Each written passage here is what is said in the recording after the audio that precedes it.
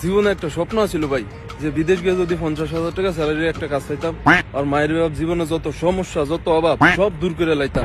তারপর আর কি, বিদেশে আইলাম, 50,000 টাকা স্যালারির কাজও পাইলাম। মাসের 1 তারিখ আইতে দেরি আছে, হাতে স্যালারি আইতে দেরি নেই। হাতে স্যালারি আইতে দেরি আছে ভাই, শেষ হইতে দেরি নেই।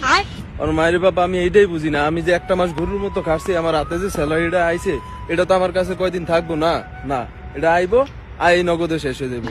এটা যে কেমনে শেষ হয়ে যায় আমি এটা কিছুই জানি না ভাই। আমি দুনিয়ার সব বাল পারি, কিন্তু আমার স্যালারি যে কেমনে তাড়াতাড়ি শেষ হয়ে যায় এই হিসাবটা আমি মিলাইতে পারি না। প্রত্যেক মাসই চিন্তা করি যে এবার স্যালারি আইলে কিছুটা বাড়িতে দিব, বাড়িটা নিজের কাছে সেভে রেখে দিব।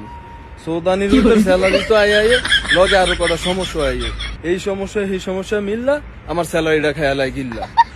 কি কম দুঃখের কথা ভাই, যতই চিন্তা করি যে এই মাসে স্যালারি আইলে কিছু টাকা সেভে রাখবো, সেইবার করতে পারি না ভাই, সেইবার করতে পারি না। আমি আমার স্যালারিকে আমি কি, আমার সমস্যাই আমার স্যালারিকে একুল পায় না। হঠাৎ ভাই পুরাই হঠাৎ।